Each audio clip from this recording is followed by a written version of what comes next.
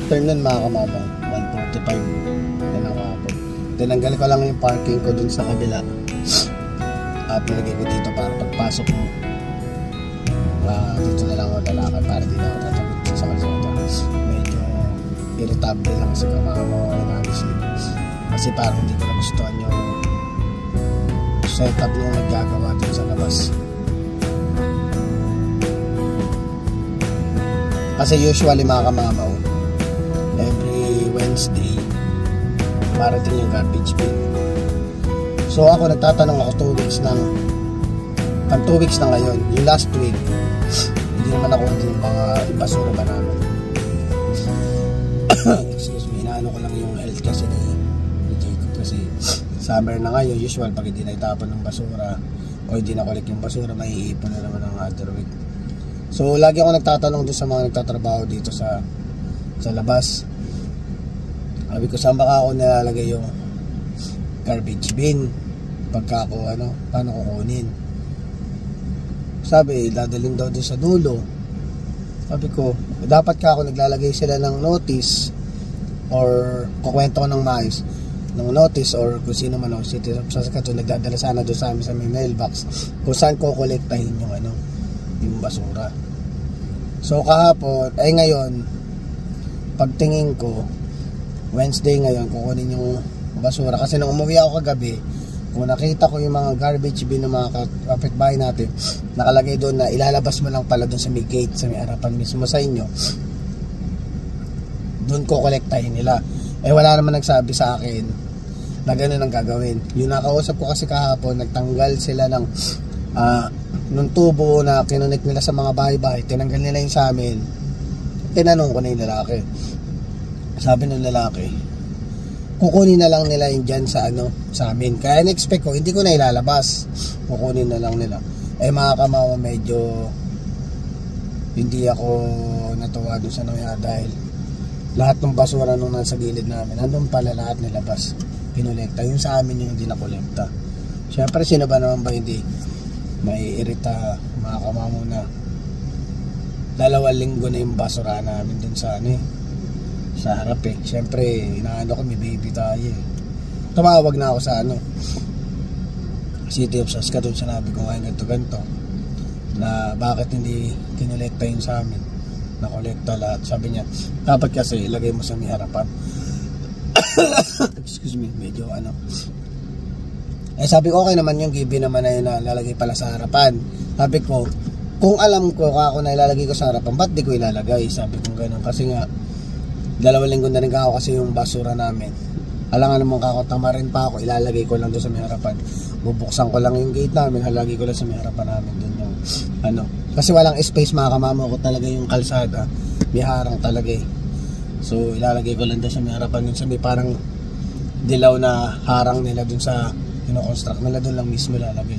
Kasi kako doon, alam ko kung doon lalagay, ba't di ko lalagay? So ngayon sabi niya, balikan na lang daw ng 2 weeks. Sabi ko, kailan naman kako, sabi walang problema sa akin. Ang problema lang kako na naiirita lang kasi kako ko. Wala man lang kako nagbibigay ng kahit sino na tamang impormasyon na gagawin namin. Kasi hindi naman ako nagkulang, nagtatanong din ako doon sa mga nagko-construction. So sabi nung babae sa City of Saskatoon, sabi niya, dapat sinasabi sa inyo ng mga nagko-construction. Sabi ko, nandun na nga tayo. Sabi ko, hindi ako kakagalit sa iyo. Siguro naiirita lang ako kasi nga 2 linggo na yung basura namin, di namin ko saan lalagay. Dapat daw alam nung mga nagko-construction. Sabi ko, every time ako na tinatanong ko yan, yung iba walang maisagot. Hindi nila alam kung paano, kung saan talaga itatapon yung Sabi nung babae, dapat alam nila yun, dapat sinasabi nila sa'yo. Sabi ko, yun ang problema, wala na nga akong binibigay na informasyon sa amin. Ako na mismo nagtatanong kung anong informasyon na makukuha ko para maitapon yung basura, hindi pa nila naibigay ng maayos. So sa akin wala na yun, natin, alam ko na next time. Kaso nga lang, naiirita lang ako na parang 2 linggo ko pinaghintay ba yun sa basura, tapos ganun lang pala inaano na ako, punong-puno ng mga kamamaw Halos yung ibang basura nandun na sa green bin tsaka yung gray Usapan lang na parang, syempre doon tayo sa totoo, yung pinapalabas ko yung mga nagkakamali na sitwasyon, yung mga magagandang sitwasyon para na i-share ko sa inyo yung mga na-experience natin dito sa ano, which is na ano lang ako, first time ako parang ma-upset na tumawag, nag-message pa sila na tatanggalin daw nila, ay kakabit daw nila uli yung tubo ngayon. Sabi ko, ba't kakabit? Tinanggal nyo ng hapon. Excuse me. Sabi ng lalaki, dapat din nila tinanggal. Sabi ko sa isip ko, ba't nila tinanggal? Ginanon ako nung nakausap ko. Sabi ko, ba't ako tatanungin mo? Trabaho ka ako yun. Di ko naman alam bakit tinanggal. Sabi ko gano'n. Basta ako tinanggal nila ngayon dahil yung tubig nga daw ay hindi safe inumin. Total naman, di naman din namin iniinom. Kaso nga lang, baka mawalan sila ng tubig. Kawawa din si Mrs. saka sa Bliss pag iniwanan natin ng walang tubig. Mahirap din kasi yung wala talagang tubig mga kamama. Napakahirap kumalaw.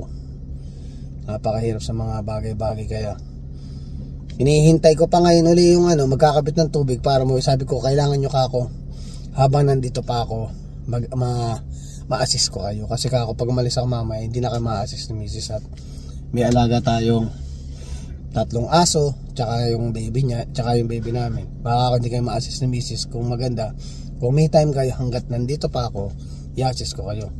So pinalawanan ko lang din masang ako, hindi naman ako galit, ng point lang in-explain ko lang sa kanila na kung ano yung kailangang oras na pag dito sa bahay namin na ito yung time para at least kahit paano kung may kailangan kayo matutulungan ko kayo kasi syempre responsibilidad din naman namin i-assist sila, wala nang problema sa akin. Kumbaga magbigay lang kayo ng ahead of time, baka mamaya kasi kumato kayo mga bandang alas 3 wala na ako sa bahay, so sino mag-assist sa inyo? Paano ko importante na kailangan umano kayo? Si Mrs. syempre 3 alaga namin sa bahay, nandun pa si Baby J ko, paano i-assist si Mrs. Si Mrs. nga kulang lagi sa tulog.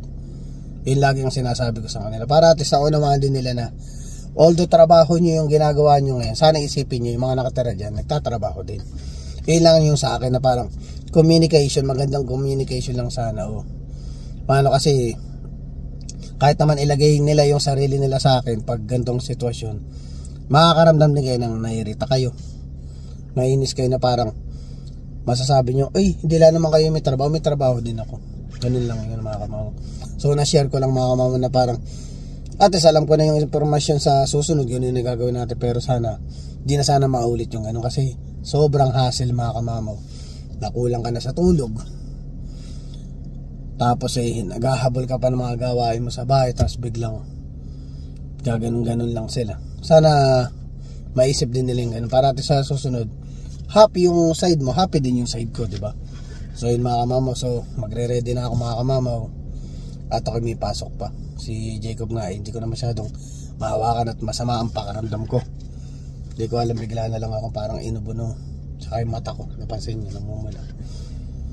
Pag summertime talaga dito sandamak na allergy alertness ang nararamdaman ni kamamaw. So ay mga kamamaw, magre-ready muna ako, see you later.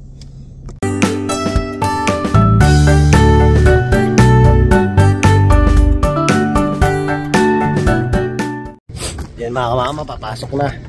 Ay nakausap ko yung mga nagtatrabaho dito sa likod. Sinabi ko nga sa akin yung yung hinaing ko ba.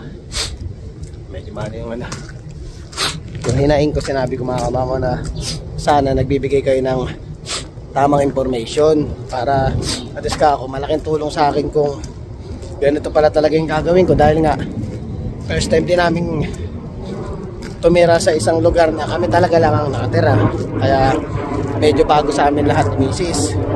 Sabi ko next time bigyan mo kami ng information kung paano, kung saan nilalagay yung basura para at least hindi kami na kasi kako 2 linggo na yung basura namin dito Sabi niya sige sa susunod aabisoan ko kayo. Makabait naman sila mga kamamaw. Sa akin hindi naman talaga ako totally galit sa kanila, na lang ako kasi syempre pagising natin mga kamamaw, di ba? Actually pagising sa umaga, naglilinis na ako. Kung magluluto, mag-grocery. Tapos yung mga alaga natin papakainin ko pa. Tapos minsan pag si Mrs. may kailangan pang gawin, si Jacob sa alinihin na kami, ako muna nagbabantay. So kumbaga mga kamama bay, yung oras natin talaga mga kamama, honestly, ano siya, yung oras natin talaga is, kumbaga bay, pagising ko tumatakbo talaga yun mga kamama. Hindi siya yung parang napapahinga or ano. Talagang nakalista lahat ng gagawin ko. Yun ang sinasabi ko sa kanila kasi kako, kung kayo may responsibility kayo dyan sa trabaho nyo, sana isipin nyo rin yung mga tao na dyan sa paligid nyo is may mga trabaho din yan, may mga gagawin pa yan bago pumasok, magpiprepare pa lahat. Sabi ko, inano ko lang yung ano ko, binigay ko lang yung side ko na sana ganito sa susunod para at least masaya kayo, masaya din yung mga tao na dito. Kasi kakati naman ako nagre-reklamo kung inaayos nyo, wala namang problema kasi mas maganda pa nga inaayos nyo, mas mapapabuti yung lugar namin. Pero kung hindi nyo mabibigay yung tamang informasyon at makakaperwisyo kayo ng ano, hindi rin biro kasi katulad yan. Imbis na marami talaga akong nagawa ngayong araw, wala akong nagawa.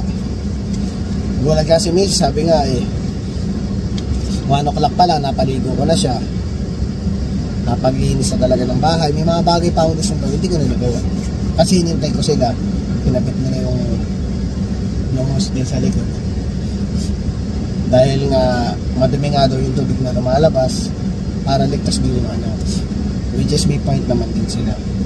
Ang ano ko lang is pag wala na ako, wala na mag-a-assist ako nila. Yun ang mahirap mga kamama sa sitwasyon namin dyan sa ano, sa lugar namin na ano, okay, misis na pag-aalis ako tsaka sila magkakatuwa, hindi sila makasikaso ng misis.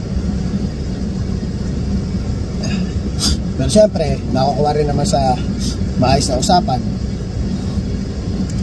As long as nabigay ko naman na yung side ko, okay na ako doon kasi ang akin lang is gusto ko lang ma-release, diba, kasi medyo na-upset nga ako. So ngayon nakausap nila ako, maayos naman silang kausap. Tsaka ang mahalaga mga kamama, pag nagkamali ka talaga, humingi ka ng sorry. Ako mga kamama, kahit gano'ng kasakit o gano'ng patindi nung ginawa mo sa akin mga kamama, pag humingi ka ng patawad sa akin mga kamama, yun, automatic bababa na ako, lalambot na si kamama na yun. Sana mga kamama, medyo masama paramdam mo to, pero namiss ko mag-vlog ilang araw na ako din nakapag-vlog saka ano, not bad yung isang vlog natin, 1,100 something na yung views. So talagang pag ano, usapang ano usapang Pinoy dito sa Canada, napapansin ko. Pero ito nga, katulad niya yung experience natin ngayon, share ko lang. Tsaka ano, pakisubscribe nyo na rin, meron tayong bagong kaibigan, Bicolanong Layas. Ayun, Bicolanong Layas, taga Saskatoon na rin sila, lumipat sila dito. Napanood ko kasi yung bigla nagpop up yung video niya sa YouTube channel ko, sa account ko, nakita ko sila. Pagsilip ko, parang inaano nila, binablog nila yung kaibigan ni Norly. Ayun, si Norly pala yung asawa ni Kai, yung tumulong sa amin dito na dumating naman dito sa Canada. So yun yung kapatid ni Norly. Parang siya yung nakabenta ng bahay, o di parang apartment ata yung ano, parang apartment style, parang gano'n. Sila yung nakabili. Kaya nag-vlog sila, tapos sabi ko parang kilala ko yung Rialto. Ayun, tapos pinanood ko sila, ayun, nakabili sila dito sa Saskatoon. Kaya pakasupport niya yung malasang Pinoy talaga, yung ano, Bicolanong Pinoy. Kaya supportahan lang natin yung mga YouTuber dito sa ano, sa Canada natin, yung mga ano talaga, mga kapwa Pinoy natin, supportahan natin sila. Dahil kaligayahan nila yung mga ginagawa nila sa vlog, masaya sila sa ginagawa nila. At the same time, syempre nakapagbigay tayo ng konting informasyon para sa mga kapwa natin Pilipinas sa Pilipinas, sa amin yung mga nakakapunta dito. So yan, tapakita natin yung weather for today. Yun ang weather ngayon mga kamama, medyo magkakwento-kwento lang tayo muna. Yan yung weather, medyo talagang magandang panahon. Pero syempre, kailangan may mga gamot kayo sa allergy. Ito, nakikita nyo ako ngayon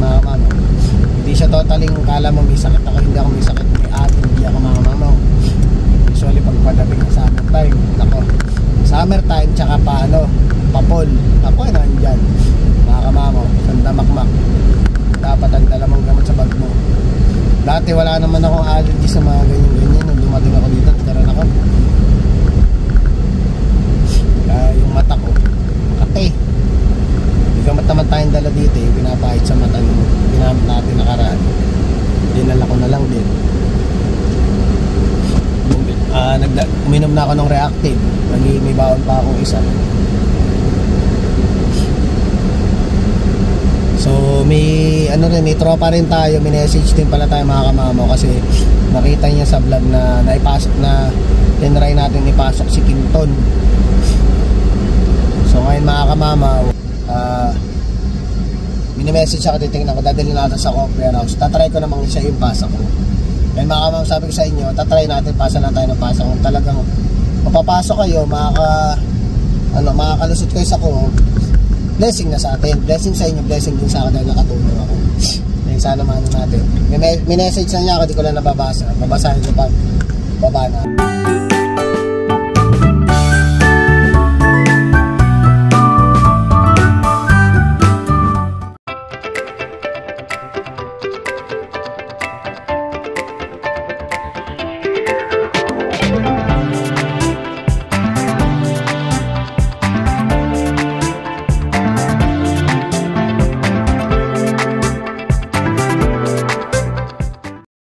Mga kamama, medyo maaga pa. Meron pa tayong 12 minutes. Bala ko 3:45 ako mikiin. Nag-aabang lang konti kasi uwian yung mga panghapon para makakuha ko ng magandang parking.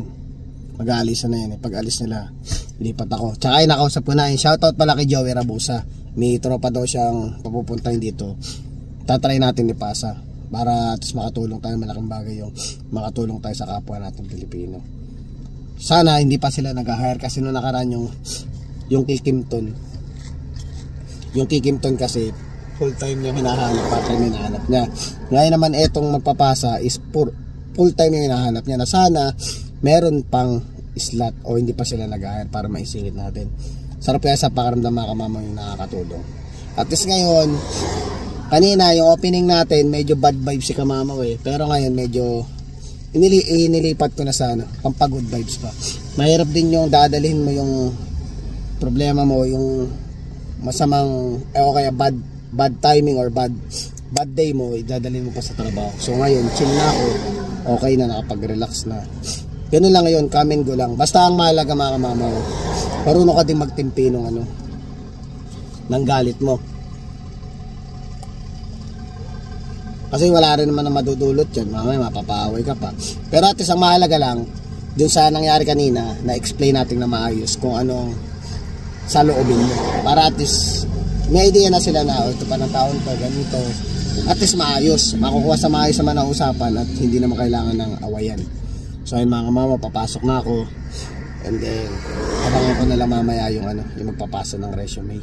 So far sa ngayon mga kamama, medyo maganda na talaga yung panahon. Marami din tayong binabalak. May mga bagay din ako na gustong maglilinis pa tayo ng backyard. Gusto ko maayos nung palagi kasi the more na right away, pag nagpupo yung mga alaga natin, dinadampot ko, naiiwasan natin yung milangaw. So, ganun ang ginagawa namin. Pero bala ko gusto talaga masanitize para yung baby Jacob natin is ligtas. Yun, nila naman ang natin, concern natin Sige mga kamama, magbabalik ako at papasok muna ako. Mga kamama, yung mga magagandang lalaki sa Copper House. Ayan Pagka magaganda, ayan. Parang hindi tayo kasama Si Benji galing sa Pilas sa Kakao, kakabakasyon lang niya. Matagal na ako dumating nang hindi lang ako nagpakita. So syempre nakakamay dyan. Shoutout sa mga taga-Japan. Yung mga taga-Japan. Ay mga tropa natin. Sige, ingat kayo. 1 hour later. Actually, hi mga kamamaw, this is Mullen, one of my subscriber on my YouTube channel. I just wanna say hi to his kids. Say hi now. Hi family, hi Beckett, hi Burke. Say hi. Ayan mga kamamaw, siya sa nanonood nung vlog natin kahit hindi niya naintindihan. Pinapanood niya palagi vlog, kaya thank you Mullen for watching my vlog. Yan mga kamamaw, patapos na naman ang ating oras. Ano na lang, 2:15 out na tayo mga kamamaw. Patong muna natin dyan. Yun pala yung ipapasok sa atin ni Joey Rabusa. Nakausap ko, tumawag sa akin kanina. Tapos ang sabi sa akin mga kamamaw, Actually, Indiano siya, pero lumaki siya sa Pilipinas, kaya marunong siya mag-Tagalog. Nung kinausap ko siya, dapat dadalhin niya resume kanina, sabi niya, part-time din daw yung hanap niya. Sabi ko, alanganin eh. Pero saludo ko mga kamamaw sa mga nakakausap nating gusto mag full-time dito. Yung isa, same scenario katulad nung kay Kimton, na gusto niya magbayad muna siya ng utang na loob sa employer niya. Kaya which is nakakatuwa bilang isang Pilipino na hindi lang kami na batch namin nila Rain dito sa Canada, na talagang nahihiya kaming alisan basta-basta yung employer namin kasi kailangan namin, kumbaga ba, nakalaki namin parang pambayad utang na loob, mag-stay ka muna sa employer mo para at least walang masabi talaga mga kamamaw din yung boss mo. At the same time, mas kukuha pa sila lalo uli ng mga tao na galing sa Pilipinas. Iyon ang kagandahan naman doon din, na dapat ang mga Pilipino talaga parang tulong na lang din natin sa mga future na darating pa dito. Iyon ang magandang bagay doon mga kamamaw, na pag yung galing kang Pilipinas at kinuha ka na employer, trabahuan mo kahit mga 3 to 4 years o 2 to 3 years, pwede na yun pambayad sa utang na loob, para at least yung susunod na nagbabalak o nangangarap na makarating dito sa Canada is makarating sila. Kumbaga ba, syempre hindi natin masasabi yung kumbaga ba sa listahan ng Panginoon ni mga kumbaga ba yung in 5 years etong si ganito is makakarating dito. Paano siya makakarating kung ngayon sisirain mo na yung tiwala sa iyo nung employer mo, 'di ba? Sayang naman yung may future sana in 5 years yung isang yun, hindi tuloy siya natuloy. Iyon ang ibig ko sabihin. Kaya saludo ako sa mga gano'n na hindi ko na talaga ipinupush sa kanila na mag-apply sila dito from the start, na pag sinabi nilang gano'n na magbabayad kasi sila ng utang na loob, go, gawin mo yon. Malaking bagay yon at isang magandang karangalan yon para marinig kung sino mang mga Pilipino makarinig, kasi dadalin mo yan mga kamama. Kumbaga ako nagtrabaho akong gano'n, tapos nag-stay akong gano'n. Siyempre, sabihin, yung mga Pinoy dito, pag narinig nila yun, proud sila kasi Pilipino sila. Yun ang maganda, kaya okay na rin. Saludo ko dun sa ginawa nung natin na yun. Ginawa nung ka-Pilipino natin na tropa na yun. Pero mo, Indiano, dugong Indiano siya, pero laki siyang Pinas. Pero yung thinking niya is parang ugaling Pilipino. Yun. So ngayon, ilang minuto na lang, mag-out na ako. Tsaka, tag dito, medyo malamig yung ngayon, yung panahon. Tsaka yun nga, yung sa mga napag-usapan natin today, na na i-recap ko lang, na parang kung sakaling may mga aberya o hindi kayo pagkakaunawaan, nakukuha sa magandang usapan, which is okay na. Ikalma mo yung sarili mo, huwag mong dadalhin yung problemang na-experience mo sa bahay, dadalhin mo sa trabaho, yun. Kaya magandang rin yun talaga, kasi pag dinala mo sa trabaho, madadama yung mga nasa paligid mo. Yun, kumbaga malaking bagay na rin yung na-experience natin. Parang kalma-kalma lang ngayon. Same time ngayon, yung nangyari doon sa tropa natin, sa isang tropa natin na Pilipino mag-apply dapat dito, hindi natuloy. So sana lang na kumbaga in time, kung talagang para sa iyo itong trabaho na to, o yung dito sa co-op, kasi marami din talagang gusto magtrabaho dito at yung naririnig yung salitang co-op. Maganda kasi talaga makamamaw yung benefits na ibibigay ng co-op warehouse. Kaya Kimton tsaka kay Kadir ata pangalan no, Kadik, kung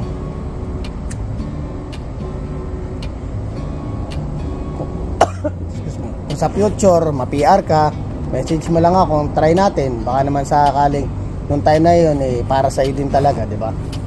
Kumbaga pag hindi uukol, hindi bubukol. Yan. So masaya lang din talaga, kaya napapagkwentuhan natin yung mga ganitong bagay.